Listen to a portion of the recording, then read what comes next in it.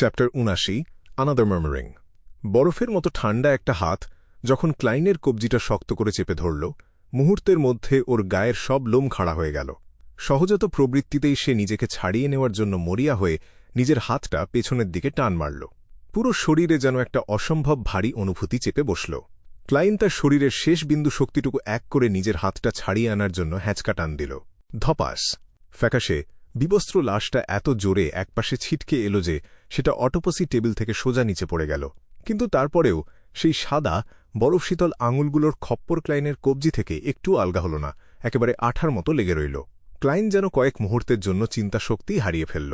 ওর মাথায় তখন একটাই ভাবনা ঘুরপাক খাচ্ছে, রিভলভারটা বের করে এই লাশটার শরীর ঝাঁঝরা করে দিতে হবে। কিন্তু মুশকিল হল, তার ডান হাতটাই আটকা পড়ে আছে। সে তার কালো ছড়িটা ছুঁড়ে ফেলে দিয়ে অন্য হাত দিয়ে হোলস্টার থেকে রিভলভারটা বের করার জন্য মরিয়া হয়ে চেষ্টা করতে লাগল, কিন্তু কোনো লাভ হল না। ঠিক সেই মুহূর্তে লাশটার চোখের পাতাজোড়া ধীরে ধীরে খুলে গেল। বেরিয়ে এলো শান্ত নীল দুটো চোখ। তার ঠোঁট দুটো নড়ে উঠল আর সে বিড়বিড় করে বলল, হর্নাসিস, হর্নাসিস, হর্নাসিস। এই তিনটে শব্দ উচ্চারণের পরই ক্লাইন একেবারে হতভম্ব হয়ে গেল। সে বুঝতে পারল তার কবজি চেপে ধরা আঙুলগুলো ধীরে ধীরে আলগা হয়ে আসছে আর তারপর একেবারে নিস্তেজ হয়ে খসে পড়ল। সিউটেড ক্লাউনের চোখ দুটো আবার আগের মতোই বন্ধ হয়ে গেল, যেন এখানে কিছুই ঘটেনি। ফ্যাকাশের লাশটা যদি পাথরের মেঝের ওপর ওভাবে পড়ে না থাকত, তাহলে ক্লাইন হয়তো ভেবে বসত যে সে কোনো হ্যালুসিনেশন স্পেলের শিকার হয়েছে। সে টলতে টলতে কয়েক পা পিছিয়ে গেল। তীব্র আতঙ্ক আর ধাক্কায় তার পুরো শরীরটা তখন থরথর করে কাঁপছিল। ফুসফুস ক্লাইন হাঁপাতে হাঁপাতে বাতাস টেনে নিল। ধীরে ধীরে তার মাথার ভেতরের এলোমেলো চিন্তাগুলা একটু শান্ত হয়ে এলো। সে চরম আতঙ্ক আর ভয় নিয়ে মাটিতে পড়ে থাকা লাশটার দিকে তাকাল। সে তার রিভলভারটা বের করে আনল এবং খুব সাবধানে এক পা করে ঘর থেকে পিছিয়ে যেতে লাগল। লাশটা যে একেবারে নিথর হয়ে আছে সেটা পুরোপুরি নিশ্চিত হওয়ার পর সে রিভলভার ধরা হাতের কবজিটার দিকে একবার তাকাল। তার কবজিতে 5টা আঙুলের গভীর লাল দাগ বসে আছে। দাগগুলো যেন নিঃশব্দে জানিয়ে দিচ্ছিল কিছুক্ষণ আগে ঠিক কী ভয়ঙ্কর একটা ঘটনা ঘটে গেছে। ক্লাইন নিজেকে একটু শান্ত করল, যদিও তার মনের ভেতর তখন রাজ্যের সব গালিগালাজ এসে জমা হয়েছে। ফাকিং হেল! আমি তো ভয়ে প্রায় হার্ট অ্যাটাক করেই মরে যাচ্ছিলাম। 10 সেকেন্ডের বেশি সময় ধরে হাঁপানোর পর সে নিজেকে দ্রুত স্বাভাবিক করার জন্য মাথার ভেতরের সব এলোমেলো ভাবনাগুলোকে এক জায়গায় গোছাতে শুরু করল। সে খুব সাবধানে এতক্ষণ ধরে ঘটে যাওয়া প্রতিটি ঘটনা মনে করল আর সেগুলোকে এক সুতোয় গাঁথার চেষ্টা করল। এই সিউটেড ক্লাউনের অদ্ভুতভাবে পুনরুজ্জীবিত হওয়ার পেছনের কারণটা সে বুঝতে পারল না ঠিকই, কিন্তু একটা খুব গুরুত্বপূর্ণ ব্যাপার তার নজর এড়াল না। লাশটা বারবার একটা শব্দই উচ্চারণ করছিল, হর্নাসিস। আবারও সেই হর্নাসিস। ক্লাইন ভ্রু কুঁচকাল। অ্যান্টিগোনাস পরিবারের নোটবুকে হর্নাসিস পর্বতমালায় অবস্থিত একটা নেশন অব দি এভানাইটের কথা লেখা ছিল। কোগিটেশন বা স্পিরিট ভিশনে থাকার সময় আমি এমন কিছু শব্দ শুনতে পেতাম যেগুলো আমার শোনার কথা না, আর সেই শব্দগুলোর মধ্যে একটা ছিল এই হর্নাসিস। তাহলে কি আমার সব প্রশ্নের উত্তর ওই হর্নাসিস পর্বতমালাতেই লুকিয়ে আছে? হয়তো ওখানে বিশাল কোনো বিপদ ওতপেতে আছে। উদাহরণস্বরূপ এমনও হতে পারে যে ওখানে কোনো অশুভ দেবতা বন্দী হয়ে আছে আর সে মুক্তি পাওয়ার জন্য নানান ধরনের আকর্ষণ তৈরি করছে। এসব ভাবতে ভাবতে ক্লাইন খুব সাবধানে আবার ঘরটায় ঢুকল। লাশটা সত্যিই পুরোপুরি মরে গেছে কিনা সেটা নিশ্চিত হওয়ার জন্য সে কয়েকবার লাশটাকে ছুঁয়ে দেখল। সে চাইছিল না যে কর্পস কালেক্টর ফ্রাই এসে দেখুক সে এই জায়গাটার কি হাল করে রেখেছে। তাই সে নিজের সমস্ত সাহস সঞ্চয় করে লাশটাকে আবার অটোপসি টেবিলের ওপর তুলে রাখার সিদ্ধান্ত নিল। পুরো কাজটা করার সময় ক্লাইনের মনে হচ্ছিল তার হৃৎপিণ্ডটা যেন লাফিয়ে গলায় চলে এসেছে। সামান্য একটু নড়াচড়াতেই তার টানটান হয়ে থাকা স্নায়ুগুলো ছিঁড়ে যেতে পারে।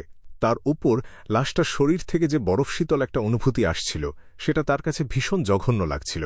অমানসিক কষ্টে এই মিশনটা শেষ করার পর তার হঠাৎ মনে পড়ল যে সে আসলে কী কারণে লাশটার কাছে এসেছিল। তাই সে সিউটেড ক্লাউনের কবজির দিকে মন দিল এবং সেই অদ্ভুত দাগটার দিকে তাকাল। কে জানে কখন দাগটা শরীর থেকে খসে গিয়ে সংকুচিত হয়ে একটা গোলাকার রক্তের পিণ্ডে পরিণত হয়েছে, আর সেই রক্তের পিণ্ডটার মধ্যে একটা নীলচে আভা দেখা যাচ্ছিল।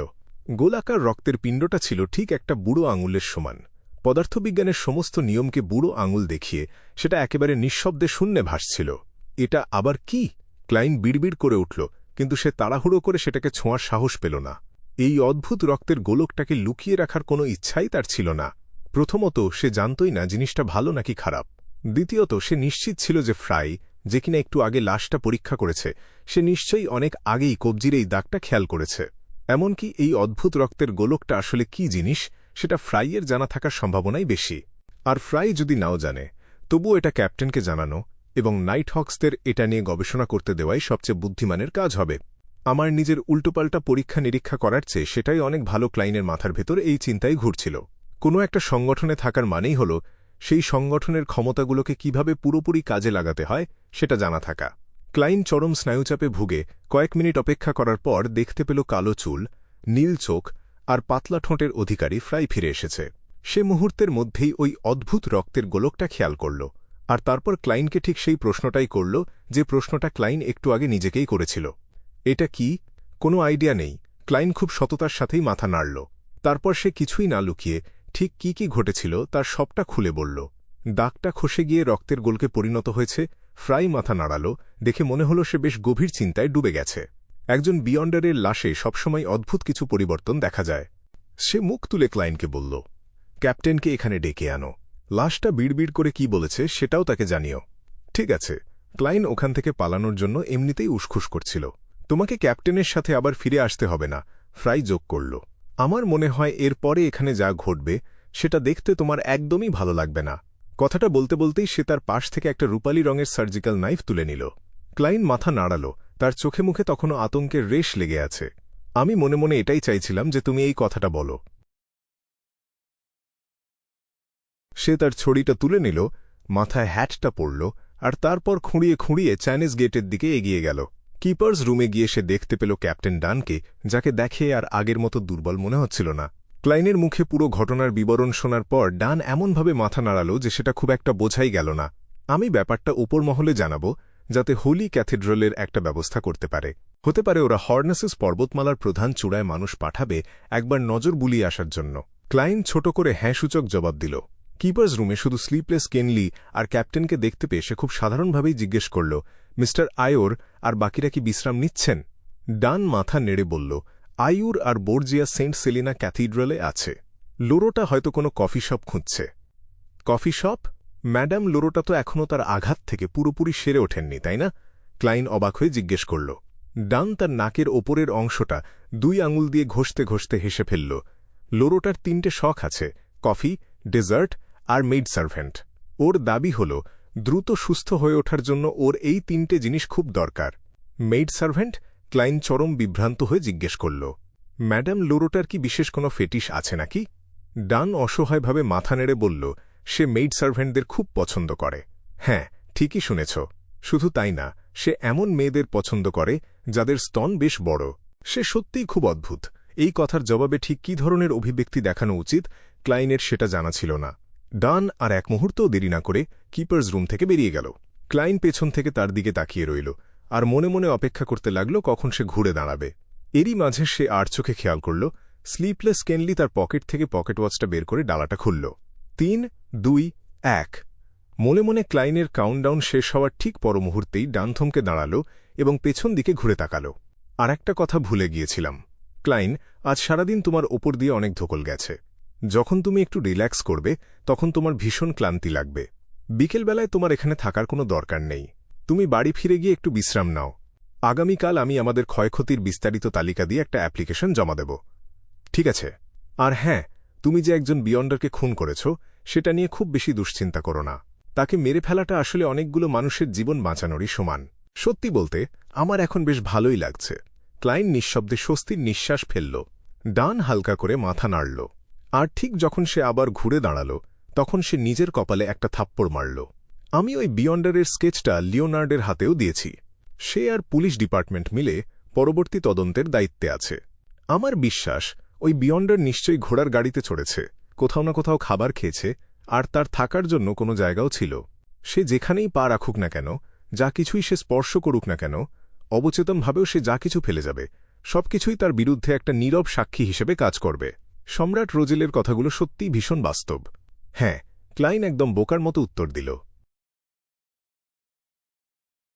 ক্যাপ্টেন বেশ অনেকটা দূরে চলে যাওয়ার পর সে কিপার্স রুম থেকে বের হল এবং ধীরে ধীরে হেঁটে দোতলার দিকে এগোল।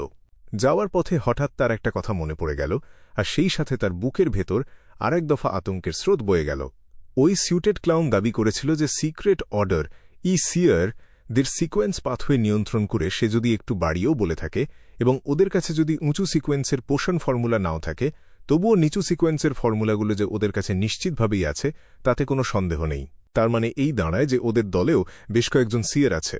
তাহলে ওরা কি ডিভাইন করে এটা জেনে ফেলবে না যে আমি ওই স্যুটেড ক্লাউনকে খুন করেছি, আর তারপর গোপনে আমার ওপর প্রতিশোধ নেওয়ার চেষ্টা করবে না? ওরা যদি নাইট হক্সদের সাথে পেরে না ওঠে, তবুও আমার মতো একজন সিয়ার, যার শত্রুদের বিরুদ্ধে সরাসরি লড়াই করার কোনো ক্ষমতাই নেই, তাকে সামলানো কি ওদের জন্য খুব কঠিন কোনো কাজ হবে? ক্লাইন সিঁড়ির মাঝপথেই থমকে দাঁড়াল এবং সমস্যাটা নিয়ে খুব গভীরভাবে চিন্তাভাবনা শুরু করল। তবে খুব জলদি সে বুঝতে পারল যে সে আসলে খামোখাই দুশ্চিন্তা করছে। প্রথমত, সিক্রেট অর্ডার এটা জানেই না যে কারা কারা নাইট হক্সের সদস্য। দ্বিতীয়ত, যদি ওরা এক দুজনের নাম জেনেও থাকে, তবুও তারা নিশ্চিতভাবেই আমার মতো একজন সাধারণ সিভিলিয়ান স্টাফকে সেই তালিকার মধ্যে ফেলবে না। তৃতীয়ত, বর্তমান পরিস্থিতিতে ওদের দলে যদি সরাসরি কোনো নবী বা প্রফেট না থাকে, তাহলে কে খুন করেছে সেটা ডিভাইন করে বের করার কোনো সুযোগই ওদের নেই। সে স্বস্তির নিঃশ্বাস ফেলল এবং ব্ল্যাকথর্ন সিকিউরিটি কোম্পানি থেকে বেরিয়ে এল। তারপর একটা পাবলিক ঘোড়ার গাড়িতে চড়ে ফিরে চলল ড্যাফোডিল স্ট্রিটের দিকে। যদিও সে এখনও দুপুরের খাবার খায়নি, তবুও তার পেটে বিন্দুমাত্র খিদে ছিল না। নিজের শোবার ঘরে ঢোকার পর ক্লাইন সবার আগে তার ছেঁড়াফাটা স্যুটটা গা থেকে খুলে ফেলল।